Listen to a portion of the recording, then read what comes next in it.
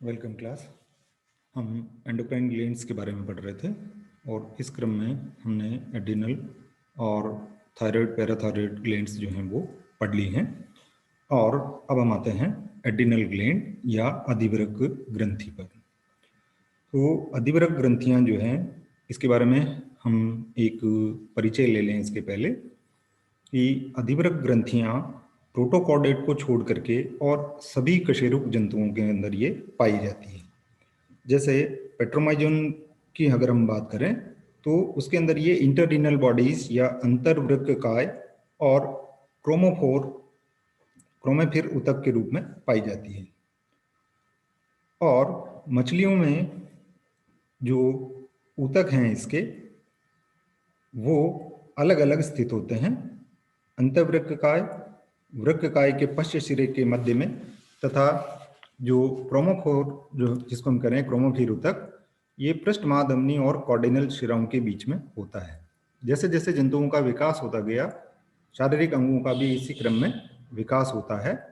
और जो एम्फीबियन की अगर हम बात करें तो एम्फीबियन में जो एड्रिनल ग्लैंड है वो एक संयुक्त इकाई के रूप में रहते हैं, लेकिन दोनों भाग जो हैं वो बहुत लूजली एसोसिएटेड होते हैं।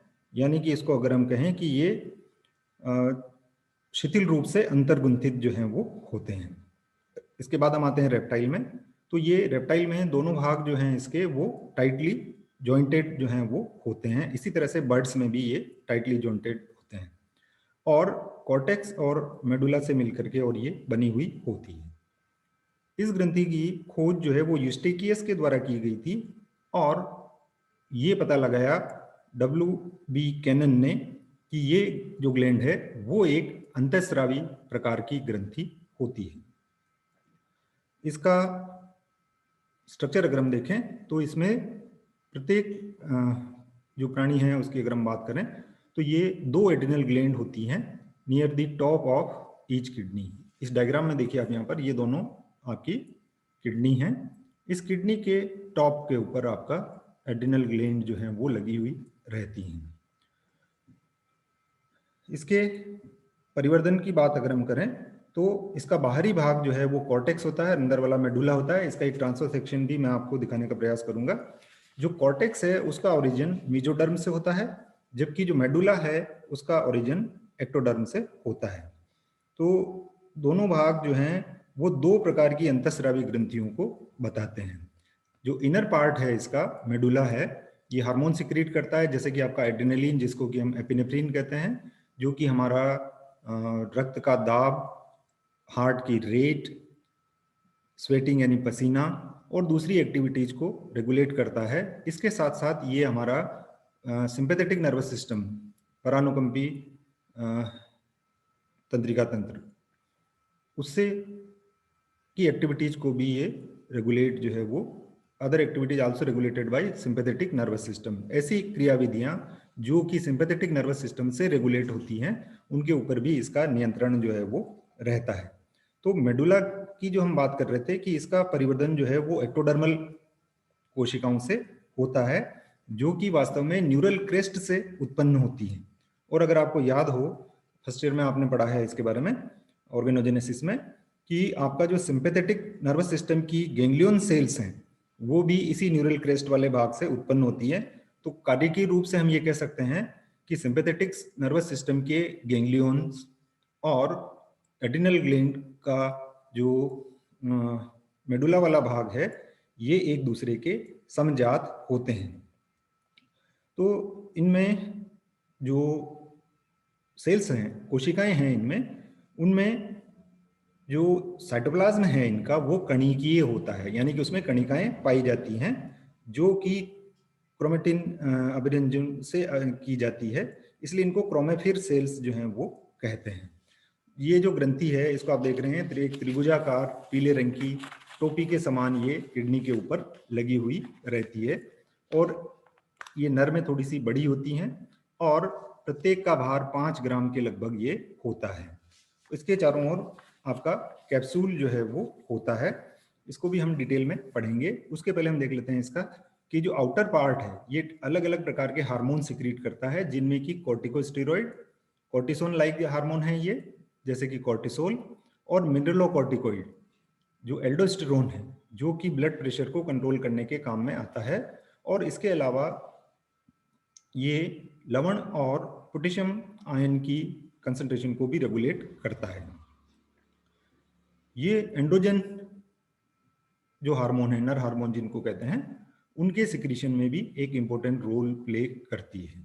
ठीक है, अब एड्रिनल ग्लैंड के ऊपर ज़्यादातर चीज़ें मैं आपको बता चुका हूँ, लेकिन इसका डिटेल स्ट्रक्चर और अगर आप देखें यहाँ पर कि जो एड्रिनल ग्लैंड्स हैं ये ब्रेन कंट्रोल ये पार्टली ब्रेन के कंट्रोल में होती हैं। हाइपोथैलेमस जो है आपका, वो हार्मोन रेगुलेशन का काम करता है। ये हम पहले पढ़ चुके हैं इसके बारे में कि जो एक तो कोर्टिकोट्रोपिन रिलीजिंग हार्मोन और एक दूसरा एंटी डायूरेटिक हार्मोन, ये हार्मोन जो है वहाँ से सिक्रेट जो है वो किए जाते हैं, और ये दो हार्मोन जो हैं पिट्यूटरी ग्लैंड को ट्रिगर करते हैं, यानी उसको उत्तेजित करते हैं कॉर्टिसोन या एड्रिनोकोर्टिकोट्रोपिक हार्मोन एसीटीएच सिक्रेट करने के लिए, जो कि एड्रिनल ग्लैंड को कोर्टिकोस्टेरॉइड हार्मोन्स के सिक्रीशन के लिए प्रेरित जो है वो करता है। इसी तरह से रेनिन एंजियोटेंसिन एल्डोस्टेरोन सिस्टम होता है, जो कि किडनी के द्वारा नियंत्रित जो है वो किया जाता है, regulated mostly by the kidney. और ये क्या करता है, एड्रिनल ग्लैंड को से प्रोड्यूस करवाता है लेस एंडोस्टेरोन। रेनिन एंजियोटेंसिन सिस्टम जो है वो एल्डोस्टेरोन की मात्रा को नियमित करने का काम करता है।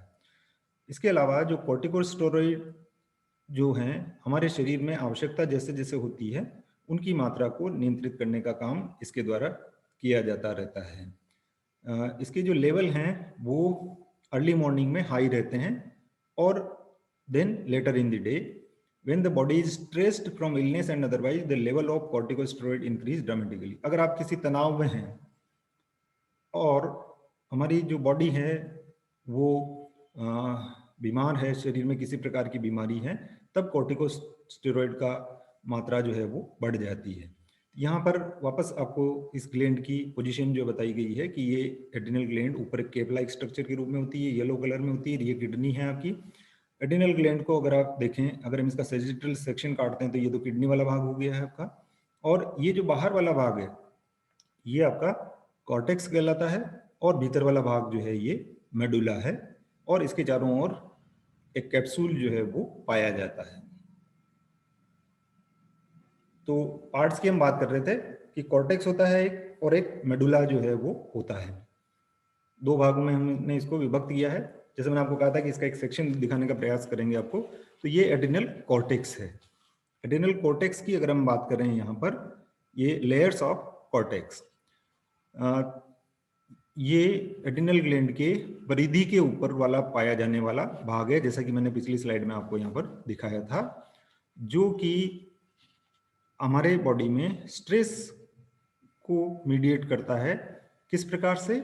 मिनरलोकॉर्टिकोइड और ग्लूकोकॉर्टिकोइड और एल्डोस्टेरोन और कॉर्टिसोल हार्मोन सिक्रीट करके।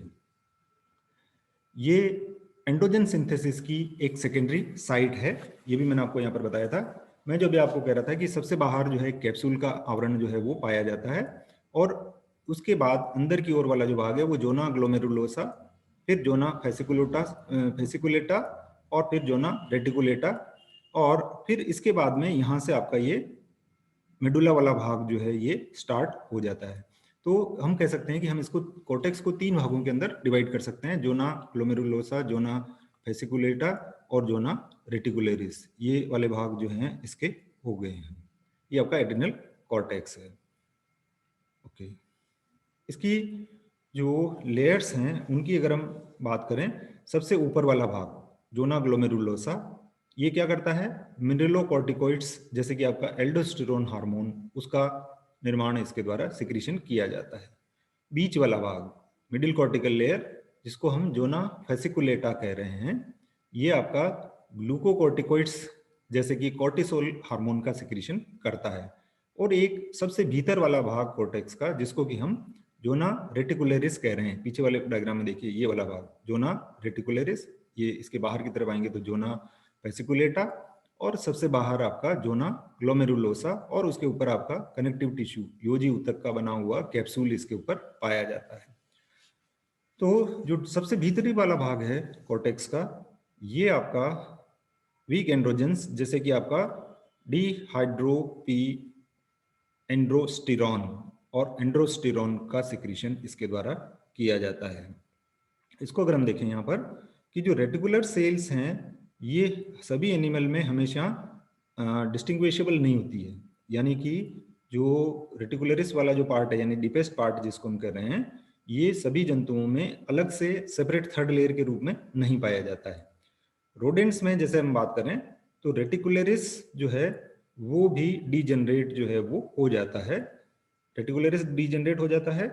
और corticosteroid, for instance the reticularis also generate corticoids, कि ये रेटिकुलरिस जो है उसके अंदर आपका ये चूहों में अगर हम बात करें तो ये आपका कॉर्टिकोस्टेरॉइड भी सिक्रीट वहां पर करता है। और जो दो लेयर हैं ये collectively referred as the fasciculo reticularis, इन दोनों को मिला करके हम फेसिकुलो रेटिकुलरिस कहते हैं, क्योंकि वहां पर ये दोनों भाग जो हैं वो एक दूसरे से मिले हुए रहते हैं। और जो फीमेल हैं उनके अंदर माइस में ये एक एक्स जोन और पाया जाता है जिसका कि फंक्शन अभी हमें ज्ञात नहीं है। जो हार्मोन हैं उनके अगर हम बात करें यहाँ पर कि एड्रिनल हार्मोन जो हैं वो कोलेस्ट्रॉल से बनाए जाते हैं, और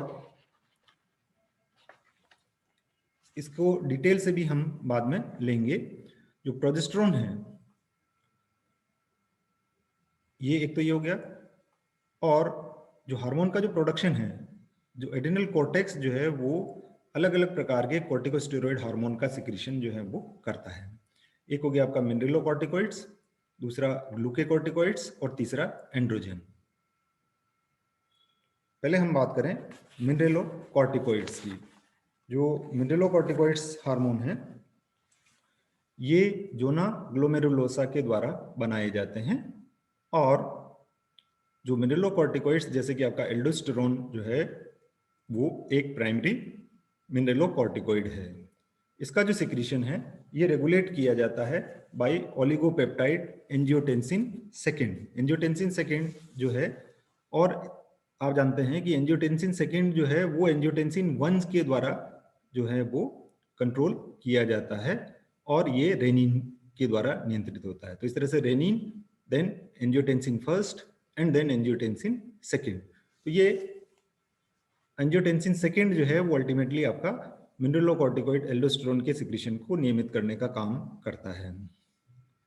एल्डोस्टेरोन किस प्रकार से इसका सिक्रीशन जो होता है कि जब पोटेशियम लेवल हाई होता है और कोशिका के बाहर सोडियम का लेवल कम हो जाता है, और जो देह द्रव है हमारा बॉडी फ्लूइड जिसको हम कह रहे हैं उसका लेवल कम हो जाता है, जिसके कारण से ब्लड का वॉल्यूम कम हो जाता है, तब आपका एल्डोस्टेरोन का सिक्रीशन जो है वो होता है।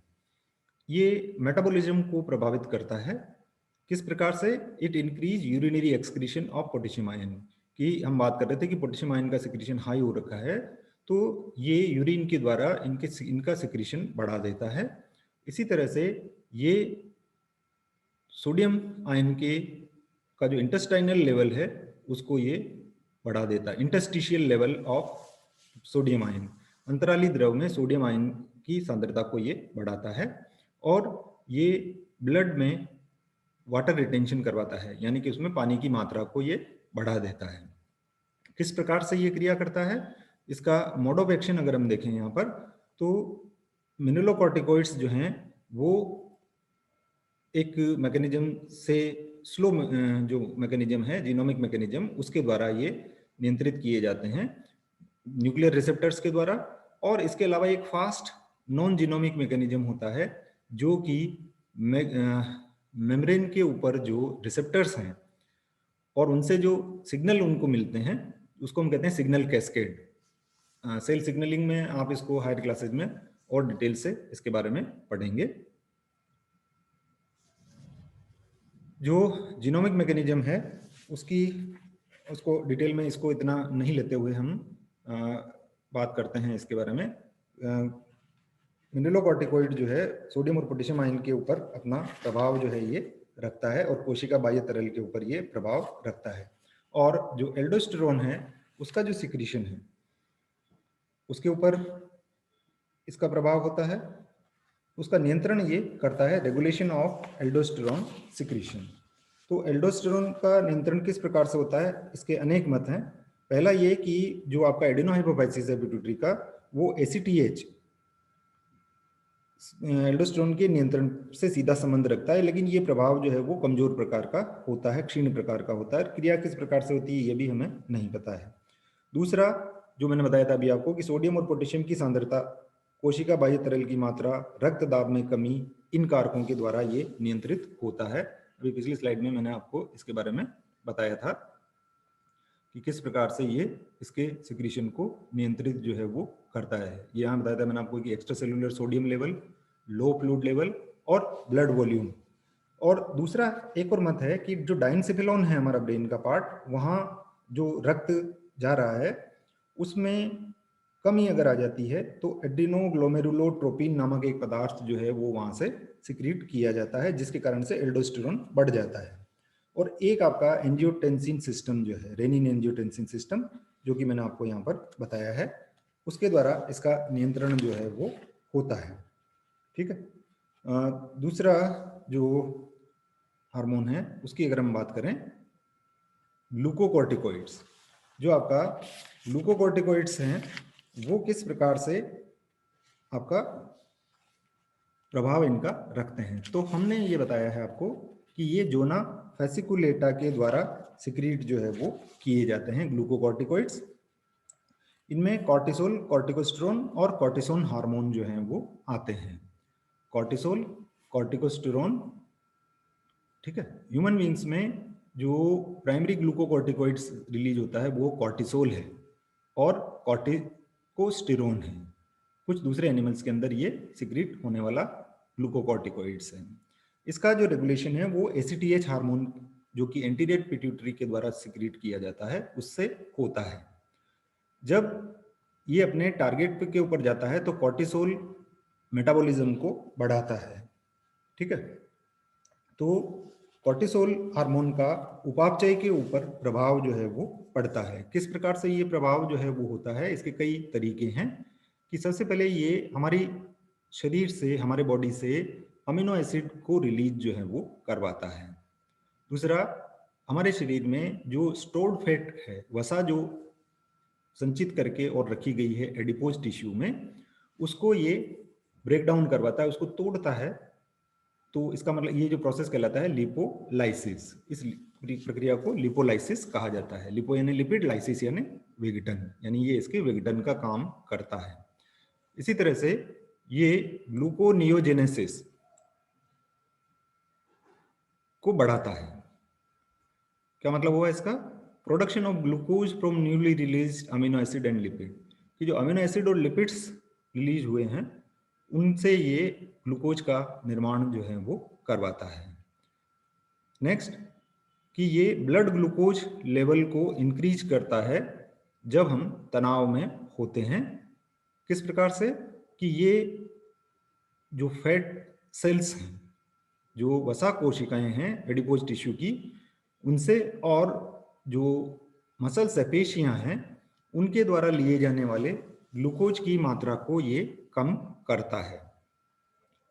देन नेक्स्ट जो इफेक्ट है इसका, कि ये आपके कार्डियक मसल कॉन्ट्रैक्शन को मजबूत करता है और शरीर में, या हम कहें कि मोर प्रिसाइजली इन इंटरस्टिशियल फ्लूइड, ये पानी की मात्रा को बढ़ाता है। जो अंतराली भाग है कोशिकाओं के बीच वाला, वहाँ पर ये जो अंतराली द्रव है हमारा, उसके अंदर ये पानी की मात्रा को बढ़ा देता है।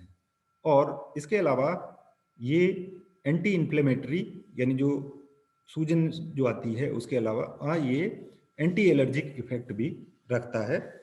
कार्बोहाइड्रेट उपापचय पर इसका प्रभाव पड़ता है और प्रोटीन के उपापचय पर इसका प्रभाव पड़ता है, क्योंकि ये अमीनो एसिड और ग्लूकोज को, अमीनो एसिड को रिलीज करवाने का काम ये हमारी बॉडी में करता है। इसी तरह से वसा उपापचय के ऊपर भी इसका प्रभाव होता है और ये इसका मैकेनिज्म है, उसके बारे में ज़्यादा डिटेल से हम यहाँ पर नहीं लेंगे। और कुछ और प्रभाव जो हैं उनके बारे में मैं आपको बता देता हूँ कि ग्लूकोकॉर्टिकोइड के प्रभाव से देह में जो इन्फ्लेमेशन है वो घटने लगता है, ये मैंने बता दिया आपको। और इसी तरह से इलेक्ट्रोलाइट और वाटर मेटाबॉलिज्म पर इसका प्रभाव जो है वो होता है। कॉर्टिसोल और कॉर्टिसोन ये इनका जल के उपापचय पर बहुत कमजोर प्रभाव जो है वो होता है। ये प्रभाव जो है वो एल्डोस्टेरोन के प्रभाव के समान होता है।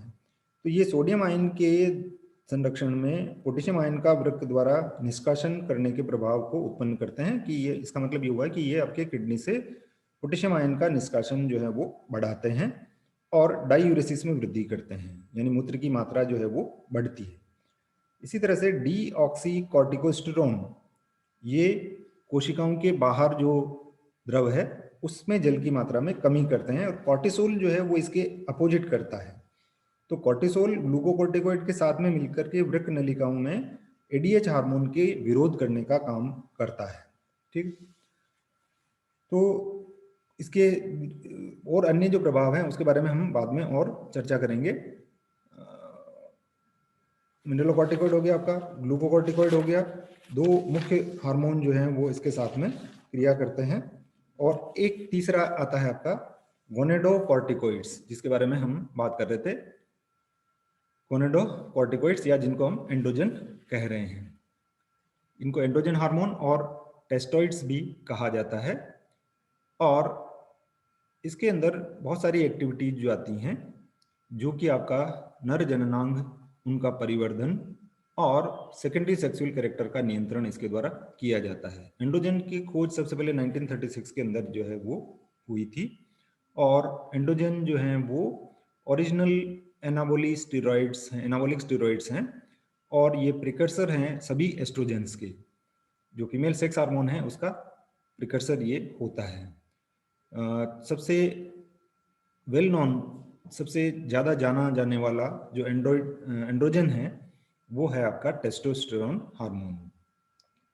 एंड्रोजन का एवोल्यूशन अगर हो जाता है तो ये प्रोस्टेट कैंसर में एक अच्छी थेरेपी के रूप में इसको काम में लिया जाता है। अब एंड्रोजन फंक्शन क्या करते हैं कि ये आपका टेस्टिज के फॉर्मेशन में और वहाँ से फिर ये एंड्रोजन के प्रोडक्शन में काम जो है वो इनके द्वारा किया जाता है। एंड्रोजन का प्रोडक्शन किस प्रकार से होता है कि एंड्रोजन का जो प्रोडक्शन है वो मेजोडर्मल डिराइव्ड एपिथेलियल सेल्स जो होती हैं वो जो सर्टोली सेल्स जो हैं ये जो कि सपोर्ट करती है स्पर्म सेल के फॉर्मेशन को, और एक minor population of non epithelial cells जो कि इनके बीच में पाई जाती है, इनको लेडिक सेल्स जो हैं वो कहा जाता है। इनके बारे में टेस्टिस का स्ट्रक्चर आपने फर्स्ट ईयर में डेवलपमेंटल बायोलॉजी में डिटेल से पढ़ा हुआ है। और लेडिक सेल जो है इनके विभेदन के साथ ही जैसे ये विभेदित होती हैं और ये एंड्रोजन का प्रोडक्शन जो करना स्टार्ट वहाँ पर कर देती है। स्पर्मेटोजेनेसिस को ये प्रभावित करता है और फैट के डिपोजिशन को ये रोकता है। मेल में मसल मास को ये बढ़ाता है, स्केलेटल मसल्स को ये बढ़ाता है मेल में। और जो ब्रेन है हमारा वो ह्यूमन बिहेवियर को प्रभावित करता है, सर्कुलेशन जो होता है उसका। और कुछ न्यूरॉन्स जो हैं वो स्टेरॉइड हार्मोन के लिए सेंसिटिव होते हैं। तो एंड्रोजन जो हैं वो ब्रेन को प्रभावित करने का काम जो है वो करते हैं और कई व्यवहारों को ये परिवर्तित करने का काम करते हैं। अब हम आ जाते हैं एड्रिनल मेडुला पर। इसकी जो असामान्य अवस्थाएं हैं उनके बारे में एक साथ हम बाद में चर्चा करेंगे कि एड्रिनल के इसके प्रभाव जो है वो क्या होते हैं। इसके बारे में हम बाद में बात करेंगे कि इनकी कमी से या इन हार्मोन की अधिकता से किस किस प्रकार की असामान्य अवस्थाएं जो हैं वो हमारे सामने आती हैं। अब हम बात करते हैं एड्रिनल के मेडुला की, जो कि हमने पिछली जो स्लाइड दिखाई थी, जो वापस यहाँ पर बता रहा हूँ मैं आपको कि ये मेडुला जो है वो कोर्टेक्स के भीतर पाया जाने वाला, कोर्टेक्स से भीतर की ओर पाया जाने वाला पार्ट जो है वो होता है। या हम इसको कहें कि ये केंद्रीय भाग है जो कि कोर्टेक्स से घिरा हुआ होता है। तो इसके अंदर बड़े साइज की अंडाकार स्तंभी कोशिकाएं जो हैं वो इसके अंदर पाई जाती है। बड़े आकार की अंडाकार स्तंभी कोशिकाएं इसके अंदर पाई जाती है। और उसमें अगर हम देखें तो इनरमोस्ट पार्ट है एड्रिनल ग्लैंड का ये, और इसमें सेल जो है एपिनेफ्रिन और नॉर एपिनेफ्रिन का सिक्रीशन इनके द्वारा किया जाता है। तो जो अंडाकार स्तंभी कोशिकाओं के पिंडक हैं ये रक्त वाहिनियों को घेरे रहते हैं, और ये जो भाग है वो आपका अनुकंपी तंत्रिका तंत्र की कोशिकाएं से इनर्वेटेड रहता है, भेदित जो है वो रहता है, और इनसे उद्दीपन होने पर ये ग्रंथि हार्मोन का सिक्रीशन जो है वो करती है। बार्ड और गवर्नमेंट और बर्न ने ये माना कि ये कोशिकाएं दो प्रकार की होती हैं ओती के स्तर पर, और अलग अलग समूहों के अंदर ये रहती हैं, और जिनके आधार पर ही ये दो भिन्न प्रकार के हार्मोन का सिक्रीशन इनके द्वारा किया जाता है। एक हमारा एड्रेनलिन या एपिनेफ्रिन कहते हैं जिसको, और दूसरा नॉर एपिनेफ्रिन या नॉर एड्रेनलिन इसको कहा जाता है। तो बात कर रहे थे हम इसको, ये इसका स्ट्रक्चर हो गया कि ये आपका जोना रेटिकुलरिस, इसके बाद में ये मल्टीफंक्शनल मास होता है, और उसके नीचे वाला भाग आपका मेडुला है, जिसके अंदर की आपका गैंग्लियंस जो हैं वो पाए जाते हैं, जिसके बारे में मैं अभी आपको बता रहा था कि ये जो गैंग्लियन है ये अनुकंपी तंत्रिका तंत्र की तंत्रिकाएं इसमें पाई जाती हैं। Okay, stimulated by sympathetic pre ganglionic neurons इसके अंदर पाए जाते हैं। ठीक है, ओके।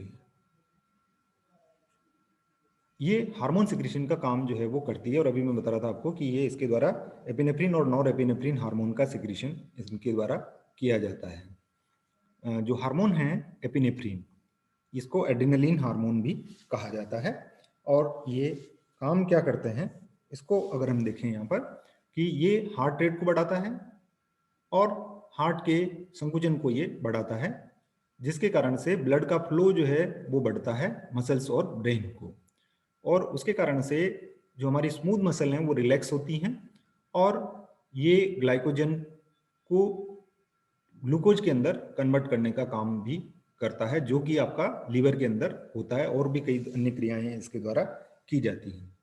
दूसरा जो हार्मोन है इसका वो है नॉर एपिनेफ्रिन, जिसको कि हम नॉर एड्रेनलिन हार्मोन भी कहते हैं। ये हार्मोन आपका स्मूथ मसल के ऊपर कुछ प्रभाव रखता है।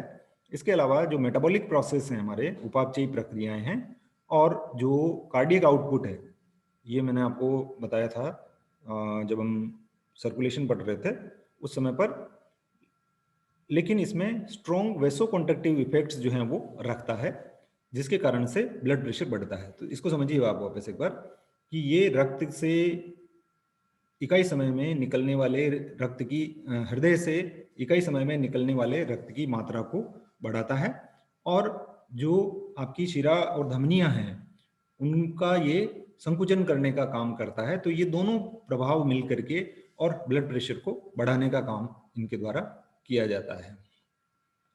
जो एपिनेफ्रिन है उसका डिटेल में अगर आप लें, इसको एड्रेनलिन भी कहा जाता है, हार्ट रेट को बढ़ाता है, ब्लड वेसल को कॉन्ट्रैक्ट करता है, और जो एयर पैसेज होते हैं उनको ये डायलेट करने का काम करता है, ताकि आप ज़्यादा से ज़्यादा ऑक्सीजन जो है वो वहाँ पर ले सकते हैं। Sympathetic nervous system, then epinephrine जो है वो एक कैटकोलामीन है।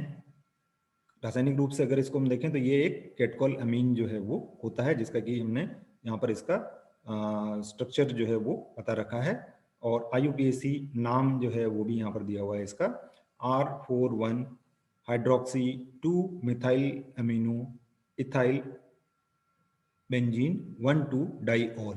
हालांकि इतना आपको याद नहीं रखना, ये 1 और 2 के ऊपर OH ग्रुप होते हैं, IUPAC नाम से आप परिचित वैसे हैं। तो एड्रेनलिन जो है वो एक लैटिन शब्द से लिया गया है, जिसका अर्थ होता है रूट्स और रेने, एंड इसका मतलब जो होता है वो किडनी से होता है, in reference to the adrenal glands anatomy location of the kidney, कि ये किडनी के पास जो ग्लैंड स्थित है उससे ये सिक्रीट जो है वो होता है, इसलिए इसका जो रेनी शब्द जो है उससे इसको लिया गया था। एड्रेनलिन काम क्या करता है इसके बारे में हम हमारे नेक्स्ट वीडियो के अंदर चर्चा करेंगे। तो यहाँ से हम नेक्स्ट में लेंगे, आप इसको पढ़िए और भी मैं आपको इसके साथ में और चीज़ें इसकी शेयर करता रहूँगा। Thank you.